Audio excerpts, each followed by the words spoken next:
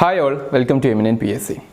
Kerala administrative service പരീക്ഷയ്ക്ക് തയ്യാറെടുക്കുന്ന ആസ്പിറൻസിന് വേണ്ടി ഏതാനും ചില പുസ്തകങ്ങൾ പരിചയപ്പെടുത്താനാണ് ഈ വീഡിയോയിൽ വന്നിട്ടുള്ളത്. കേരള മൊഡ്യൂൾസ് എന്ന് പറയുന്നതിൽ തന്നെ ഏറ്റവും സിഗ്നിഫിക്കൻ്റ് ആണ് കേരള ഹിസ്റ്ററിയും കേരള കൾച്ചറും. കേരളത്തിൻ്റെ ചരിത്രവും കൾച്ചറും കൃത്യമായിട്ട് മനസ്സിലാക്കുമ്പോൾ മാത്രമാണ് ഒരു നല്ലൊരു KS ഓഫീസർ ആകാൻ നമുക്ക് പറ്റുള്ളൂ, അല്ലേ? സോ അതിൻ്റെ ഭാഗമായിട്ട് ചരിത്രത്തിൽ ഏറ്റവും സിഗ്നിഫിക്കൻ്റ് ആയിട്ട് എഴുതപ്പെട്ടുള്ള ചില ഗ്രന്ഥങ്ങളാണ് ഇവിടെ ഞാൻ പരിചയപ്പെടുത്തുന്നത്. ഇവിടെ എൻ്റെ കയ്യിൽ ഏതാനും ചില പുസ്തകങ്ങളുണ്ട്. ശ്രീധരമേനോൻ സാറിൻ്റെ പുസ്തകങ്ങളാണ് വരുന്നത്. Here you can see cultural heritage of Kerala. കേരളത്തിൻ്റെ കൾച്ചർ പറയുന്ന അത്യാവശ്യം നല്ലൊരു വോളിയംനെസ് ആയിട്ടുള്ള ഒരു ബുക്കാണ് വരുന്നത്. ഈ പുസ്തകം 1967 അദ്ദേഹം എഴുതുന്നത്.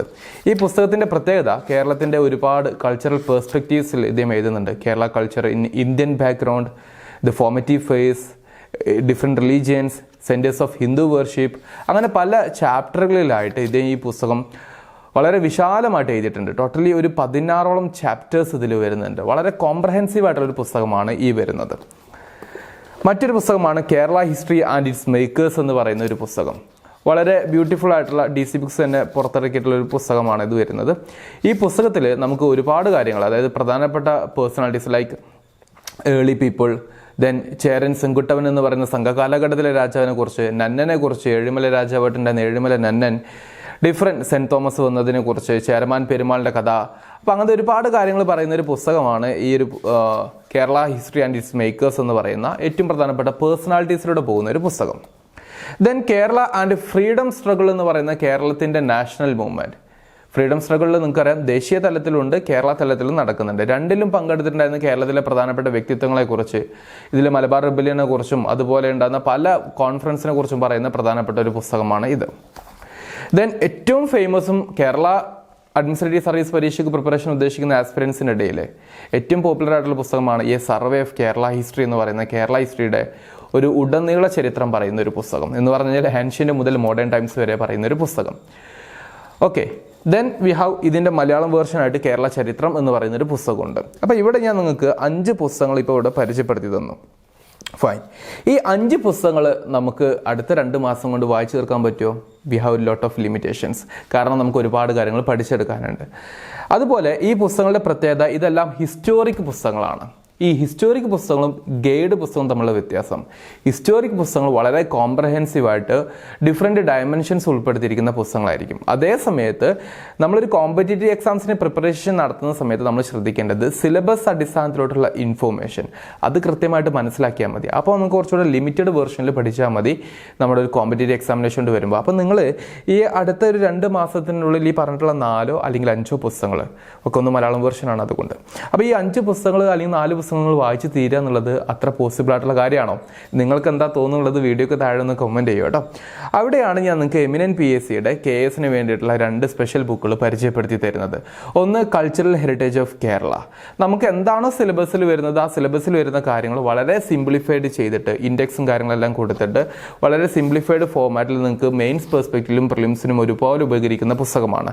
ഈ പുസ്തകത്തിൻ്റെ മറ്റൊരു പ്രത്യേകത, നമുക്ക് എക്സാമിനേഷൻ്റെ ഡിമാൻഡ് അനുസരിച്ചുള്ള കോണ്ടന്റുകൾ ഉണ്ട് എന്ന് മാത്രമല്ല, മറിച്ച് ഈ പുസ്തകത്തിൻ്റെ ഓരോ ചാപ്റ്റർ കഴിയുമ്പോഴും നമുക്ക് ഏറ്റവും പ്രധാനപ്പെട്ട ചില മെയിൻസ് പ്രാക്ടീസ് ക്വസ്റ്റ്യൻസും കാണാൻ വേണ്ടി പറ്റും. അപ്പോൾ മെയിൻസിൻ്റെ ക്വസ്റ്റ്യൻസ് കൂടെ വരുന്ന ഒരു പുസ്തകമായതുകൊണ്ട് തന്നെ നിങ്ങൾക്ക് ഈ ടോപ്പിക്ക് വായിച്ചതിന് ശേഷം എങ്ങനെ ആൻസർ ചെയ്യണം എന്നുള്ളത് ചിന്തിക്കാനുള്ളൊരു സ്കോപ്പ് കൂടെ ഇവിടെയുണ്ട്. അതാണ് ഗൈഡ് വർക്കും ഒരു ഹിസ്റ്റോറിക്കൽ ഗ്രന്ഥം തമ്മിലുള്ള വ്യത്യാസം. So this is cultural heritage of Kerala. ഇത് മാത്രമല്ല, വി ഹാവ് കേരള ഹിസ്റ്ററി എന്ന് പറയുന്ന മറ്റൊരു പുസ്തകം കൂടിയുണ്ട്. വളരെ സിംപ്ലിഫൈഡ് ആയിട്ടുള്ള, നോക്കിക്കേ, വളരെ തിൻ വേർഷനിൽ ഏതൊരു ആസ്പിരൻറ്റിനും എത്രയും പെട്ടെന്ന് വായിച്ചെടുക്കാൻ പറ്റുന്ന, മനസ്സിലാക്കാൻ പറ്റുന്ന രൂപത്തിലോട്ട് വളരെ സിംപ്ലിഫൈ ചെയ്തിരിക്കുന്ന പോയിന്റ്സ് ആണ് ഇവിടെ കൊടുത്തിട്ടുള്ളത്. അപ്പോൾ ആ രീതിയിൽ തയ്യാറാക്കിയിട്ടുള്ള പുസ്തകത്തിൽ നിങ്ങൾക്ക് ഇവിടെ മെയിൻസിൻ്റെ ക്വസ്റ്റ്യൻസും കാര്യങ്ങളൊക്കെ കാണാനും സാധിക്കും. ദ പോയിന്റ് ഇസ് ദാറ്റ് നിങ്ങൾ KS എക്സാമിനേഷന് വളരെ സീരിയസ് ആയിട്ട് പ്രിപ്പയർ ചെയ്യുകയും എന്നാൽ അതേ സമയത്ത് നിങ്ങൾ ഏതെങ്കിലും ഒരു പുസ്തകത്തെ ഡിപ്പെൻഡ് ചെയ്യുന്ന ആൾക്കാരാണെങ്കിൽ ഞാൻ പറഞ്ഞിരിക്കുന്ന ഹിസ്റ്റോറിക്കൽ ഗ്രന്ഥങ്ങൾ വളരെ വാല്യൂബിൾ ആണ്. പക്ഷേ നിങ്ങൾക്ക് കുറഞ്ഞ സമയം കൊണ്ട് അത് പഠിച്ചെടുക്കാൻ പറ്റുമോ? അതുപോലെ ഇതിൽ ഏതൊക്കെ ഭാഗങ്ങളാണ് വായിക്കേണ്ടത്? ഇങ്ങനത്തെ ഒരുപാട് കൺഫ്യൂഷൻസ് ഉണ്ടാകും. പ്രത്യേകിച്ച് കേരള ഹിസ്റ്ററിയുടെ സിലബസ് പറയുമ്പോൾ നമുക്ക് 18th സെഞ്ചുറി മോഡേൺ കേരള ഹിസ്റ്ററിയാണ് നമുക്ക് ആവശ്യമുള്ളത്. പക്ഷേ ഈ പറഞ്ഞിരിക്കുന്ന സർവേ ഓഫ് കേരള ഹിസ്റ്ററിയിലേക്ക് നോക്കുന്ന സമയത്ത് ഏൻഷ്യൻ്റ് മുതൽക്കുണ്ട്. അപ്പോൾ നമ്മളത് മുഴുവൻ വായിച്ചെടുക്കലാണോ വേണ്ടത്? അല്ല. അപ്പോൾ അതാണ് ഞാൻ പറയുന്നത്, നിങ്ങൾ എക്സാമിനേഷൻ്റെ സിലബസ് അടിസ്ഥാനത്തിലോട്ടുള്ള പ്രിപ്പറേഷനാണ് മുന്നോട്ട് പോകേണ്ടതെന്നുള്ളത്.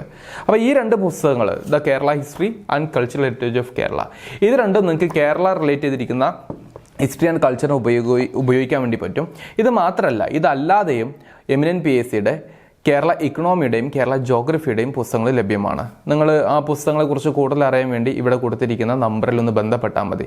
കൂട്ടത്തിലൊരു കാര്യം കൂടെ, ഇനിയിപ്പോൾ പുസ്തകങ്ങളെല്ലാം വായിച്ചിട്ട് ഒരു പക്ഷേ നിങ്ങൾക്ക് ഇത് വായിച്ചു തീരില്ല. ഇനിയിപ്പോൾ വായിക്കുന്നതിനേക്കാൾ കുറച്ചുകൂടെ നിങ്ങൾക്ക് എഫക്റ്റീവ് ആകാൻ വേണ്ടി പോകുന്നത് എക്സ്പേർട്സിൻ്റെ ക്ലാസ്സുകൾ കേൾക്കുന്ന സമയത്താണെന്നുണ്ടെങ്കിൽ KS ആസ്പിരൻസിന് വേണ്ടി ഒരു bridge course, that is dealing with these Kerala modules, Kerala history, Kerala economy, Kerala culture, then Kerala geography, ഈ ഭാഗങ്ങൾ കവറപ്പ് ചെയ്യുന്ന ലൈവ് ക്ലാസ്സസ് ഏപ്രിൽ 2 മുതൽക്ക് ആരംഭിക്കുന്നുണ്ട്. സോ അതിന് അങ്ങനെ ക്ലാസ് കേട്ടിട്ട് പഠിക്കാൻ താല്പര്യമുള്ള ആൾക്കാരാണെങ്കിൽ അത് നിങ്ങൾക്ക് ഓപ്റ്റ് ചെയ്യാം.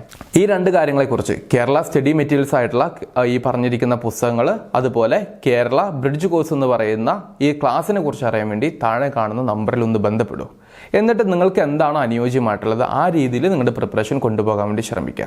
അപ്പോൾ ഇവിടെ പരിചയപ്പെടുത്തിയിരിക്കുന്ന സോഴ്സുകൾ മനസ്സിലാക്കി വെക്കുക, ആസ് വെൽ ആസ് എമിനൻ PSCയുടെ ഈ സ്റ്റഡി ഗൈഡും ഒന്ന് നോക്കി വെക്കുക.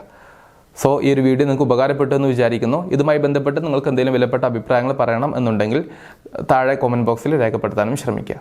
താങ്ക്